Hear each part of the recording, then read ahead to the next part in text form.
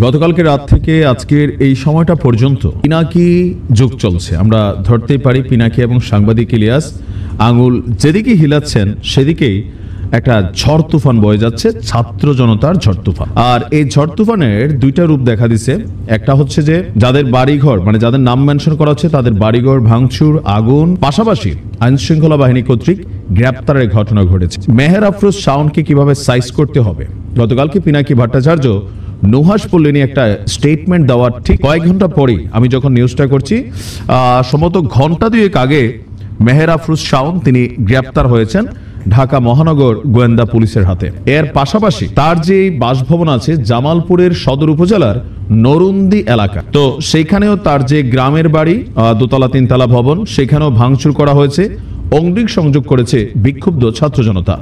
বলা হচ্ছে যে বিকেল থেকে এই বাড়িটিকে ঘিরে রেখেছিল। এরপর এক পর্যায়ে সেখানে কেউ প্রথমে আগুন দিছে, এরপর এখানে যা গতকালকে রাত থেকে ঘটার তাই ঘটছে। এই সময় বাড়িটিতে ভাঙচুর চালানোর এক পর্যায়ে বাড়িটির ভেতর আগুন ধরিয়ে দেওয়া হয়, বাড়িটির সামনে গান বাজিয়ে উল্লাস করা হয়। তবে পিনাকি দাদার একটা গানের রিকোয়েস্ট ছিল, চাকবুম চাকবুম। তিনি একদম একটা স্ট্যাটাস দিচ্ছিলেন যে পাগলারা চাকবুম চাকবুম গানটা বাজাও, হেনা শখ হচ্ছে।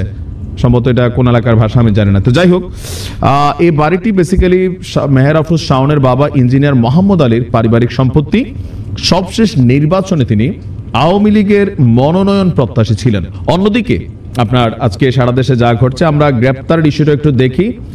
শাওনের উপরে যে ঝড়টা মানে এই মুহূর্তে বয়ে যাচ্ছে, সেটা হচ্ছে গতকালকে শেখ হাসিনার যেই 9টার দিকে আপনার একটা ভাষণের ইস্যু ছিল। এরপর যখন ছাত্ররা ধানমন্ডি 32 নিয়ে নানান বক্তব্য দিচ্ছিল, তখন তিনি একটা স্ট্যাটাস দিয়েছিলেন। সেই স্ট্যাটাসটা ছিল এরকম, বাচ্চারা এত অল্পতে ভয় পেয়ে গেছে, এরকম টাইপের একটা স্ট্যাটাস ছিল। তো যখন 32 ভাঙচুর হচ্ছিল, সাংবাদিক ইলিয়াস লাইভে আসলেন পিনাকি ভট্টাচার্যকে নিয়ে। সেখানে মেহের আফরোজ শাওনকে নিয়ে আলোচনা হইল, তো মানে তাকে কিভাবে সাইজ করা যায়।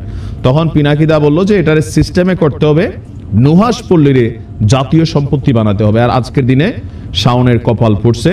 গেল সম্ভবত ঘন্টা দেড়েক আগে ধানমন্ডি থেকে শাওনকে গ্রেপ্তার করা হয়েছে। ডিএমপির গোয়েন্দা শাখার যিনি কি বলা যায় অতিরিক্ত কমিশনার আছেন রেজাউল করিম, তিনি বলছেন যে রাষ্ট্রীয় ষড়যন্ত্রের অভিযোগে রাজধানীর ধানমন্ডি এলাকা থেকে তাকে গ্রেপ্তার করা হয়েছে। এই মুহূর্তে তাকে ডিবি কার্যালয়ে নেওয়া হয়েছে। ডিবি হেফাজতে তাকে রাষ্ট্রীয় ষড়যন্ত্রের ব্যাপারে জিজ্ঞাসাবাদ করা হবে। আগামীকালকে তাকে সুনির্দিষ্ট মামলায় আদালতে উত্থাপন করে রিমান্ড চাওয়া হবে বলেও জানিয়েছেন। এইটা নিয়ে অলরেডি সামাজিক যোগাযোগ মাধ্যমে আলোচনা সমালোচনা চলছে যে আসলে হচ্ছেটা কি। একটা জিনিসে হচ্ছে, ইলিয়াস পিনাকির দ্বৈত যে ঝড়, আঙ্গুল হিলিয়ে যে কোনো কিছু করতে পারে, এটা প্রমাণিত হয়ে গেছে। তো শাওনের যিনি মেয়ের জামাই ডক্টর আসিফ নজরুল ইসলাম, তিনি আসলে কি করছেন।